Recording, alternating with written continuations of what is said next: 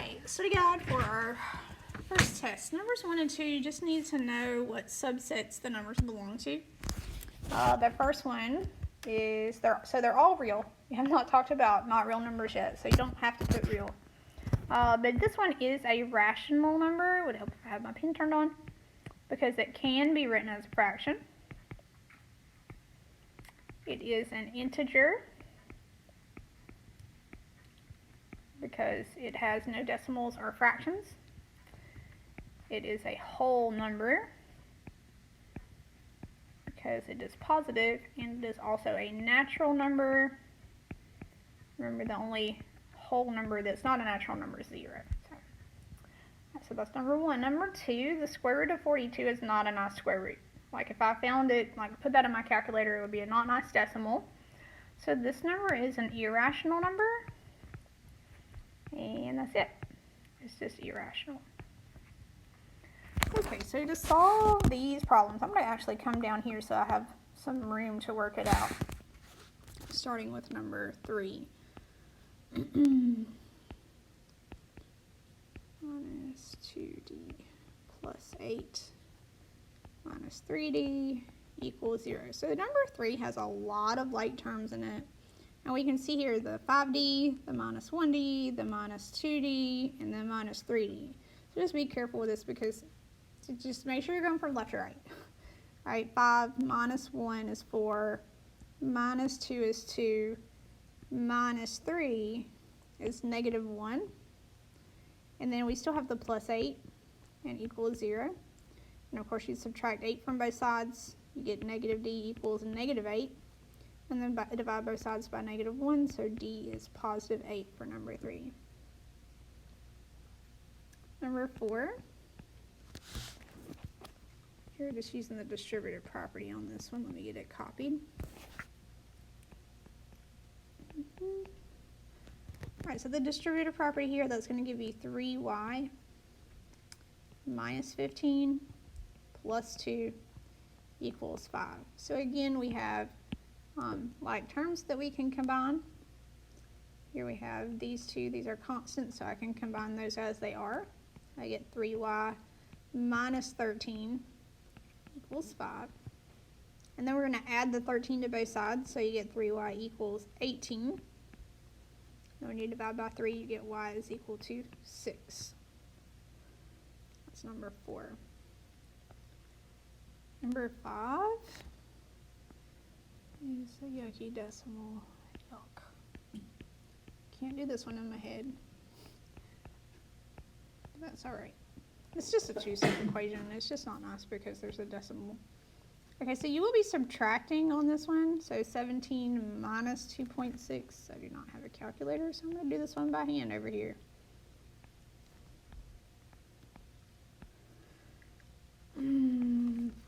That's 6. Thanks, Sam. I would help if I turned it on. Samuel handed me a calculator. Okay. That would definitely be a lot faster. And I'm not trying to assess whether or not you can subtract decimals, because today is not the day for it for me. Alright, here we go. 2.4. So 17 minus 2.6 is 14.4. And then when you divide both sides by 2.4, you get 6. So the answer number 5 is 6. That was a two-step equation. That one's easy. Number 6, I said 6 and wrote down 7. This is a nice long one. We have to do the distributive property and combine like terms, and there's variables on both sides. Actually, no, there is no combining like terms on this one. That's a negative 5, yeah. And then plus 4. Okay, so lots of distributive property on this one. So 5 times 10 is 50. 5 times 10 is still 50, so minus 50. And then here, negative times a negative, that's going to be a positive 20. And that's going to be a negative 20. So I'm going to, as a habit, always put my variables together first. So like in my mind, I'm actually going to subtract 20 on both sides first here. So I get 30x minus 50 right? Because this subtracts out is equal to negative 20. And then you would add 50 to both sides. So that's going to give you 30x equals 30. So x is just 1. That's the answer to number 6, just 1. Okay, so number 7. I believe some of us actually talked about number 7 today in class, but I want to talk about it too. I'm not picky about how you do this one. I'm going to show you how I would do it because I can do this part in my head. Like if I wanted, like it's just a two-step equation, right? You can subtract 8/5 and then divide by 3/5, and that's cool. Or you can do this. Since obviously the common denominator is 5, multiply literally everything, like multiply each term by 5. So what happens when you do that, like here, this 5 makes this 5 go away. I mean, that's the whole reason you're doing that, and you get 3p. And that goes away, and you get 8. And then on the right side, you just get 5. So look at what a nice equation that turns into. Like, I can do that in my head. It's so pretty. If you don't want to do it that way, you feel free to do those fractions however you want to. All right, you get 3p equals negative 3, or p equals negative 1. So negative 1 is your answer regardless of which method you decided to use. That's number 7. Number 8.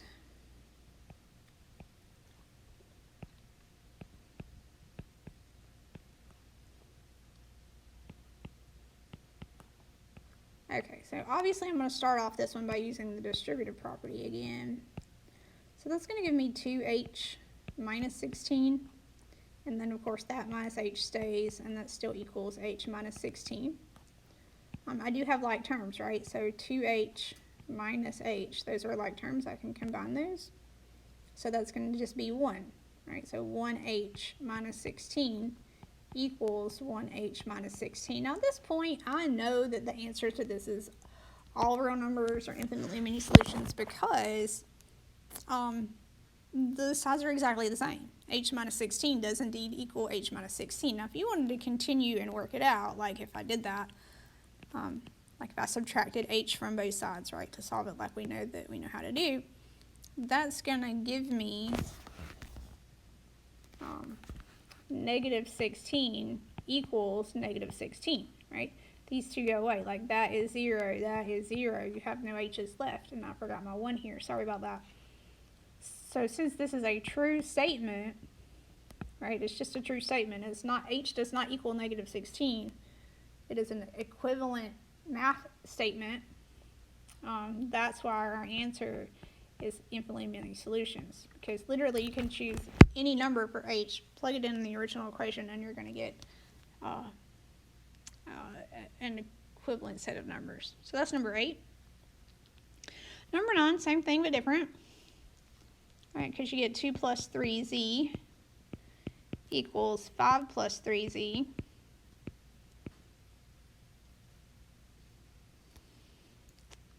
And I need to subtract, so like I said before, my habit is I get rid of my variables first, so I would do minus 3z on both sides. And we can see right away that kind of like last time, that's going to go away. Like this is 0 and this is 0. Like they both equal 0, and you're left with 2 equals 5. Again, z does not equal 2, z does not equal 5, and 2 does also not equal 5. So here you have an untrue statement. And what that means is there is no number that you could plug in for z to where that would equal the same thing on both sides. So this one was the one that was no solution, because there is no solution for number 9. All right, number 10, going down in our inequalities here. So the solving it part, like I said about 20 times in class, I'm fairly certain you guys are okay with the solving part, because this is just like solving an equation. The first thing I'm going to do is I'm going to move my 13 over, get my variables together. I want to show all my work on this one. I know I haven't showed it on all of them, but I am on this one. You get a negative 5n minus 14 is less than or equal to 6. And then, of course, when you add 14 to both sides, you're going to get negative 5n is less than or equal to 20. So here's where we've got to be careful, and something that's peculiar only to inequalities.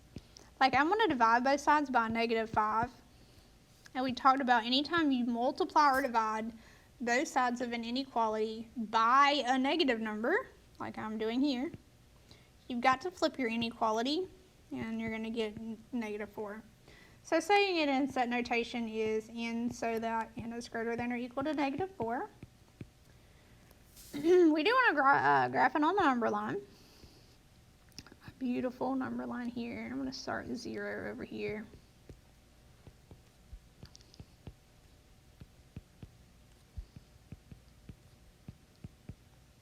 All right, so it is a closed circle because it's greater than or equal to, all right, it's greater than or equal to -4, so I'm going to close that circle in.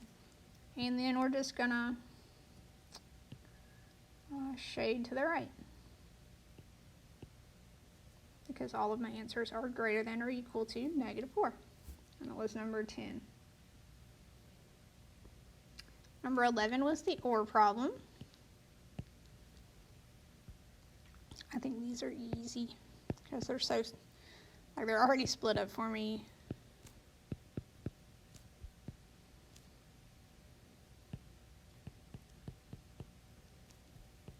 Okay, so you're just going to solve them separately.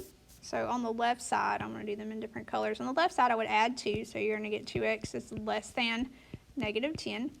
And then divide by 2, you get x is less than -5.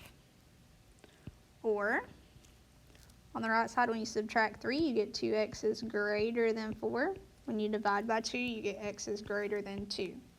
So in set notation, x so that x is less than -5, or is what I meant right there, x is greater than 2. So on the graph for this one,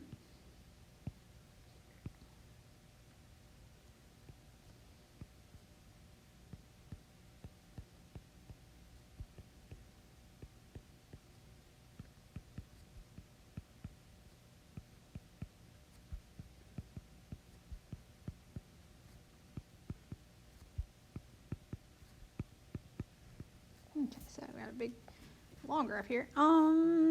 So notice that both of these are going to be open circles. I have just a less than and just a greater than. So x is less than -5 would be an open circle over -5, shaded to the left because it's less than -5. Greater than 2 would be an open circle over 2. And of course, greater than is shaded everything to the right. Remember how we talked about in class, a lot of times OR problems look like that. They'll go in opposite directions. And then finally, number 12. Now, I already know I worked out number 12 for you, but it's not going to hurt for me to go over it again. Because this one is an AND problem, and I know this one's a little, once you get past the first part, you're going to be okay.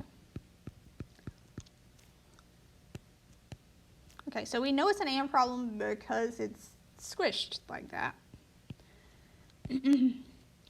Oops. So I'm going to do this side first, and like I said in class, I like to switch mine around just because it's going to help me graph in a minute.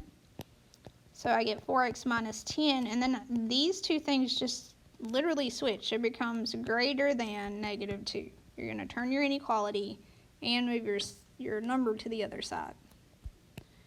And then so for the other part, you're just going to use that 4x minus 10 again, but this time you're going to use it with as less than 6. So obviously I don't need to turn that one around because it's already where I need it to be. Okay, so from here, I'm just going to solve it. Again, that's the easy part. So 4x is greater than, whenever I add 10 to both sides, I get 8. And then dividing by 4, that's going to give me 2. And over here, I'm going to add 10. I get 4x is less than 16. And then divide by 4, I get x is less than 4. And whenever we get ready to state it in set notation, we want to write it back in that squished form, or the compound form. So what I've got to do is I've got to switch this back. Because remember, that's what the way it was originally. So that's just going to become 2 is less than x. Trade places and switch signs. And then the less than 4 is just going to be tacked on the end. Okay, so that's how to say it correctly in set notation. And then how to graph it. This is not a giant graph, I like this one.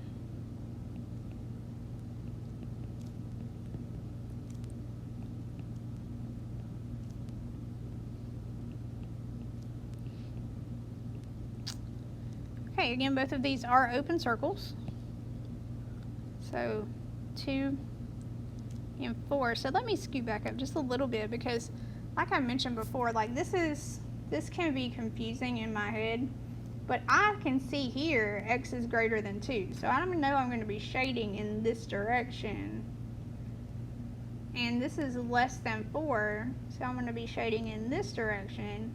And that's where we have that overlap, right? We talked about how and problems have to have an overlap, and our solution is actually where the graphs overlap at. So that is the solution for number 12.